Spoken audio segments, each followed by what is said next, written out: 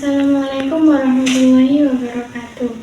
Perkenalkan, nama saya Ica Aulia Rahma. Saya mahasiswa semester 6 Prodi Manajemen Bisnis di Universitas Wali Songo Cabang Kramat. Di sini saya akan membuat video untuk memenuhi tugas UTS mata kuliah Manajemen Risiko yang diberikan oleh dosen saya, Ibu Nur Komaria, SEMM.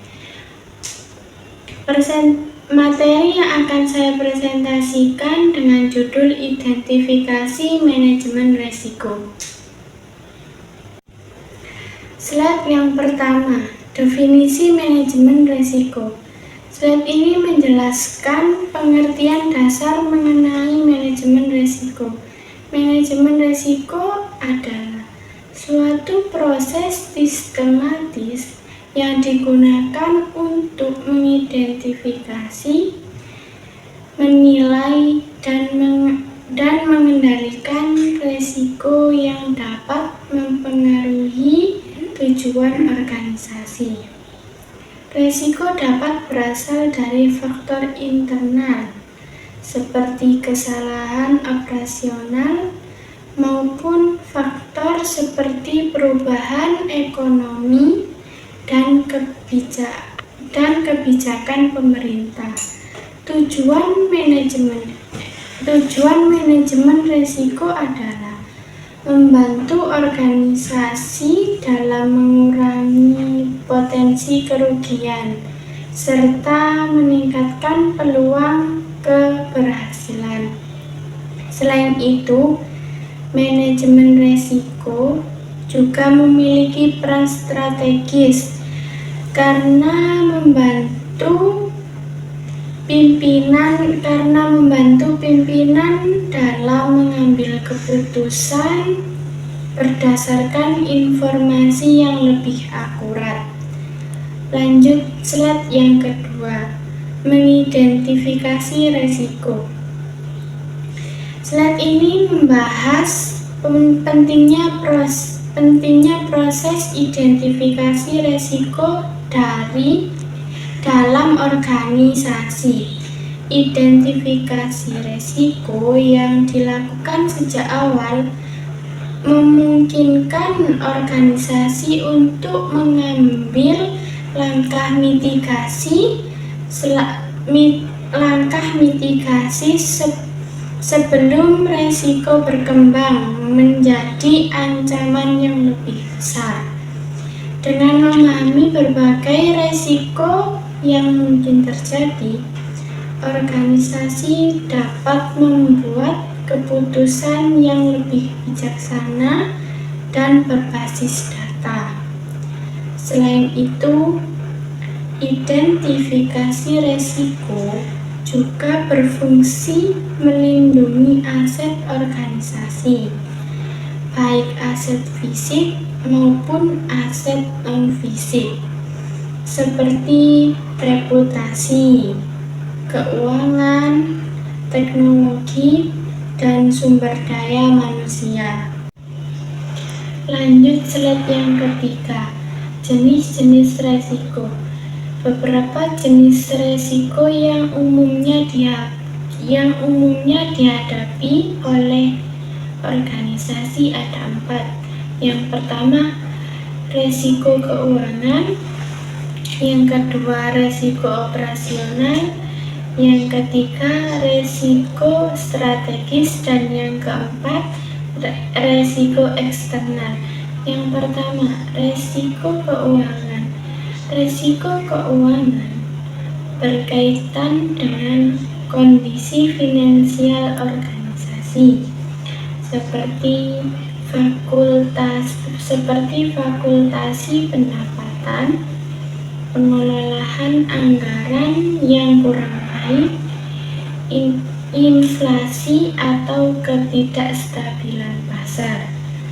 Risiko ini dapat mempengaruhi stabilitas ekonomi organisasi dan menghambat kegiatan operasional.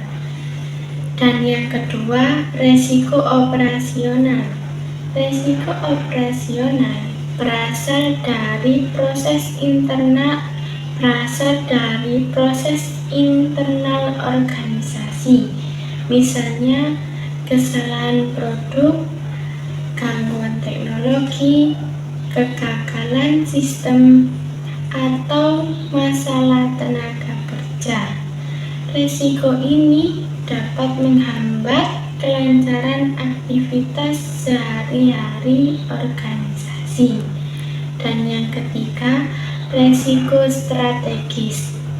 Risiko strategis muncul akibat pengembalian keputusan jangka panjang yang kurang tepat, seperti kesalahan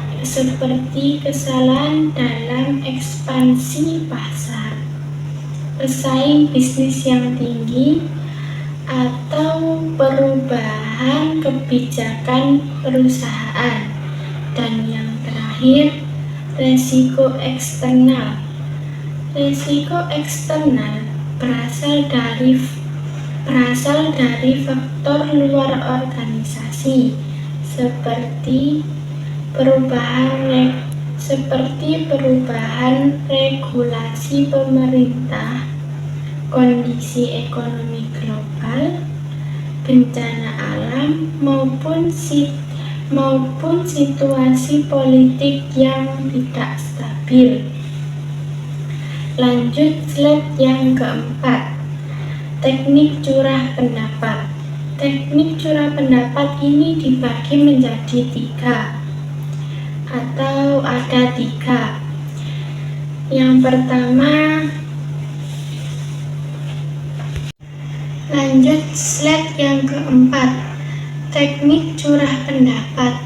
Teknik curah pendapat ini ada tiga. Yang pertama, kolaborasi kelompok.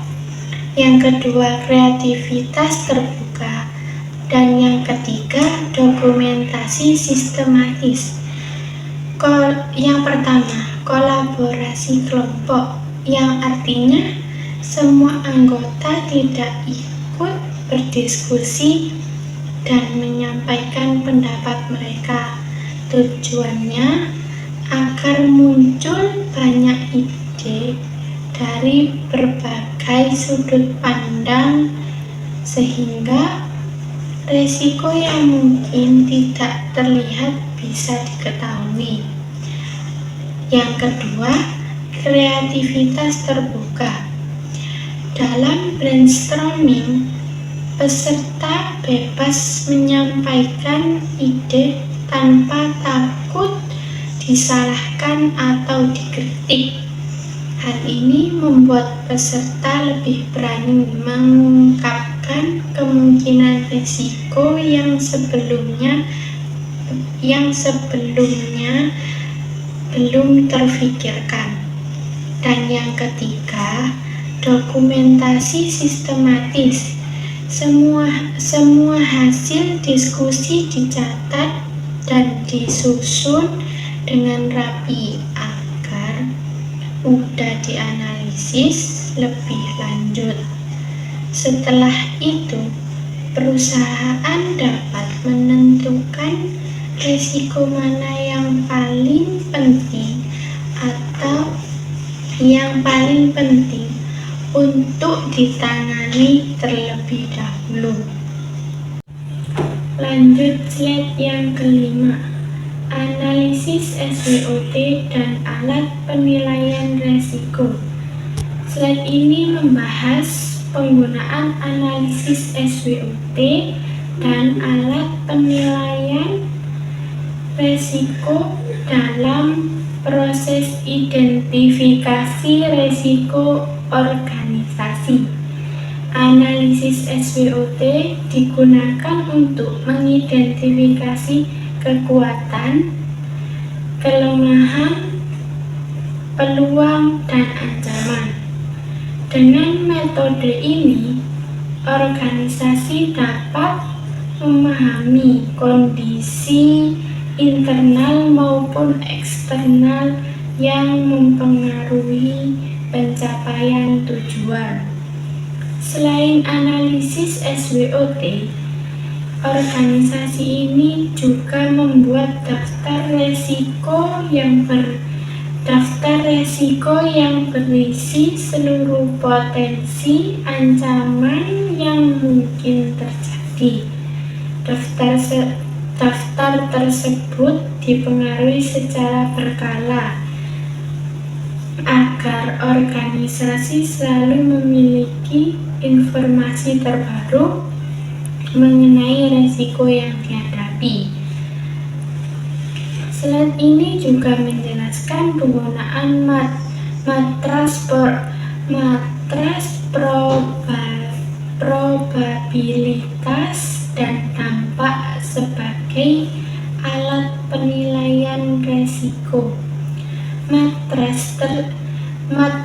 Matriks tersebut membantu organisasi menilai kemungkinan terjadinya suatu resiko dan tingkat dampaknya sehingga mudah proses pengambilan keputusan dan penentuan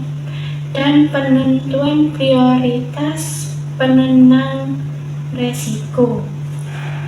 Lanjut slide yang ke-6. Masukan dari pemangku kepentingan. Slide ini menjelaskan pentingnya keterlibatan pemangku kepentingan dalam proses identifikasi resiko. Pemangku kepentingan seperti karyawan, manajer, pelanggan, maupun mitra kerja. Mitra kerja memiliki pengalaman dan wawasan yang berbeda-beda, sehingga dapat membantu organisasi mengenali resiko yang mungkin tidak terlihat sebelumnya. Masukan dari berbagai pihak juga membantu organisasi memvalidasi tingkat relevansi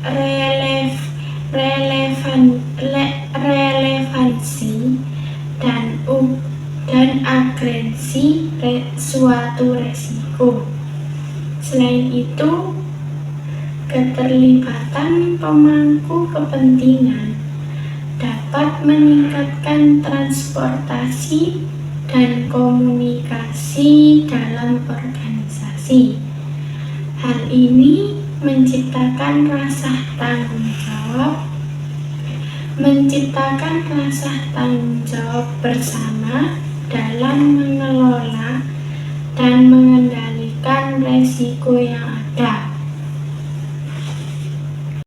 Lanjut slide yang ke-7. Konsep probabilitas dalam manajemen resiko. Slide ini menjelaskan konsep probabilitas dalam manajemen resiko. Probabilitas merupakan kemungkinan terjadinya suatu peristiwa yang digunakan untuk menilai tingkat resiko dalam organisasi. Begitu juga dengan pendekatan kualitatif. Pendekatan kualitatif biasanya digunakan untuk menghitung probabilitas berdasarkan data historis, statistik, atau model tertentu. Dengan pendekatan ini, organisasi dapat memperoleh hasil penilaian risiko yang lebih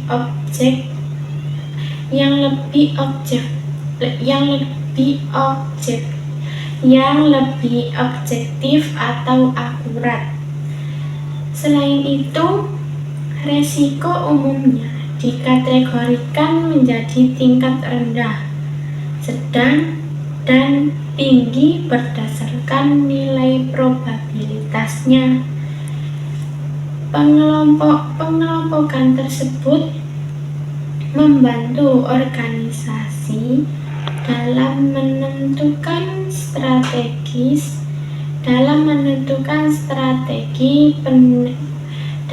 menentukan strategi pengendalian yang sesuai dan tingkat risiko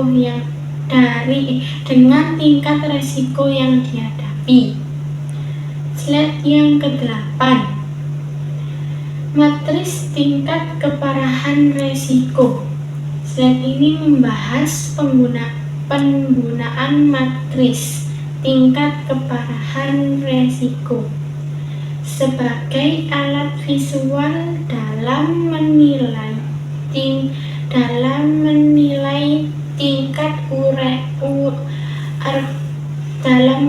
tingkat urgensi risiko. Matriks ini menggabungkan dua faktor utama, yaitu probabilitas yang terjadi risiko dan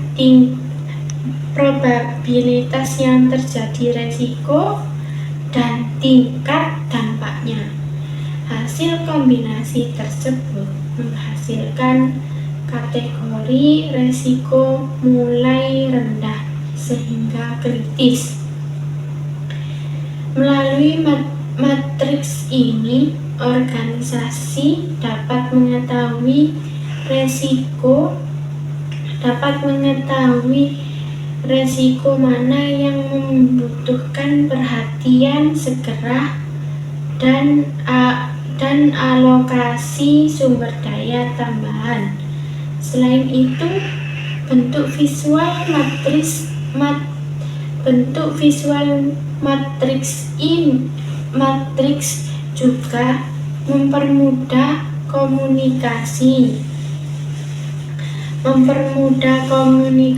risiko kepada anggota tim dan pemangku kepentingan, sehingga proses pengembalian keputusan menjadi lebih efektif. Lanjut slide yang ke-9. Analisis dan pemodelan data.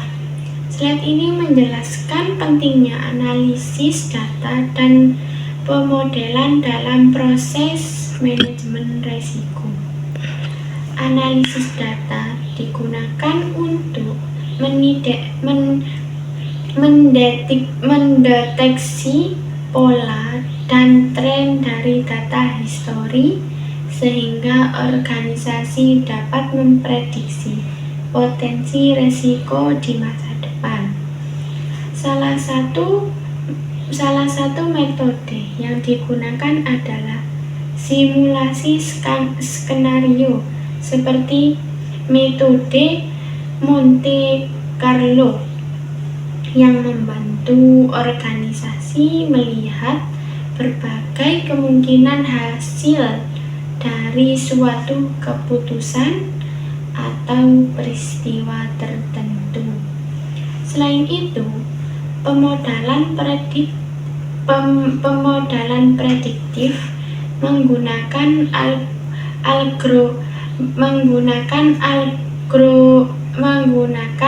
algoritma statistik untuk memperkirakan risiko secara lebih akurat. Pendekatan berbasis data ini membuat organisasi lebih siap dan proaktif dalam menghadapi ancaman yang mungkin terjadi. Slide yang ke-10. Penghindaran dan pengurangan risiko. Slide ini membahas langkah-langkah penghindaran dan pengurangan risiko dalam organisasi.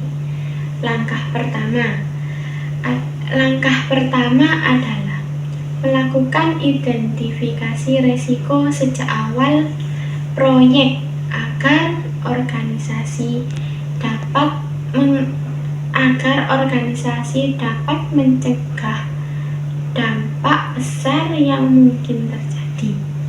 Setelah itu dilakukan penilaian terhadap tingkat keparahan dan kemungkinan terjadinya risiko. Organisasi kemudian menerapkan tindakan pencegahan proaktif seperti pelatihan staf, peningkatan standar keamanan, serta penggunaan teknologi untuk meminimalkan peluang terjadinya risiko. Selain itu, organisasi juga melakukan perlindungan aset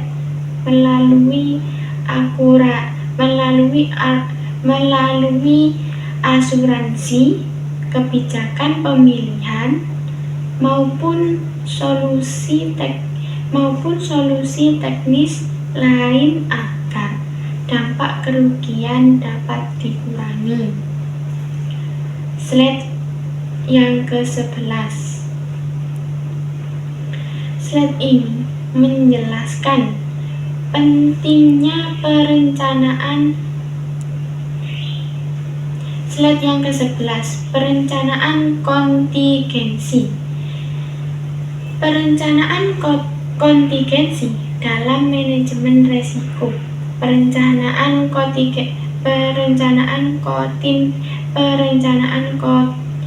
kontingensi merupakan penyusunan prosedur alternatif yang digunakan ketika situasi darurat atau kondisi tidak terduga terjadi. Organisasi perlu menyiapkan rencana cadangan seperti penambahan sumber daya, pembagian tugas alternatif, atau prosedur operasional pengganti agar kegiatan organisasi tetap berjalan. Selain itu, simulasi dilakukan untuk menguji efektivitas rencana kontingensi sehingga organisasi lebih siap menghadapi kondisi akurat. Komunikasi yang jelas kepada seluruh pihak juga sangat penting agar setiap anggota mengetahui tindakan yang harus dilakukan ketika risiko terjadi.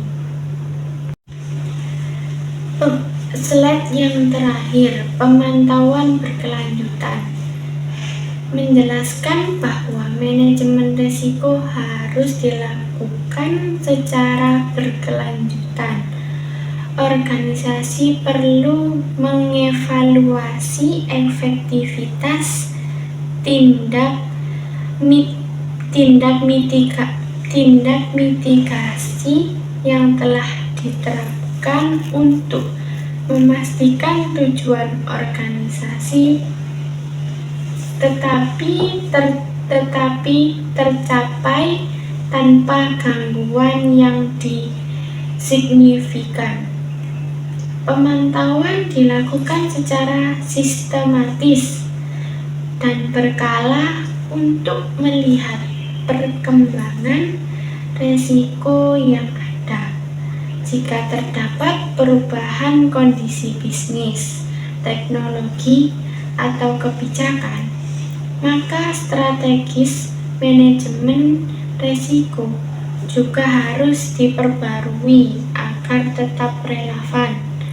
Selain itu, penggunaan perangkat lunak dan teknologi modern memungkinkan organisasi memantau risiko secara real time, sehingga proses pengambilan keputusan menjadi lebih cepat, tepat, dan efisien. Demikian presentasi yang dapat saya sampaikan. Apabila ada salah kata dan perbuatan, mohon dimaafkan. Saya akhiri. Wassalamualaikum warahmatullahi wabarakatuh.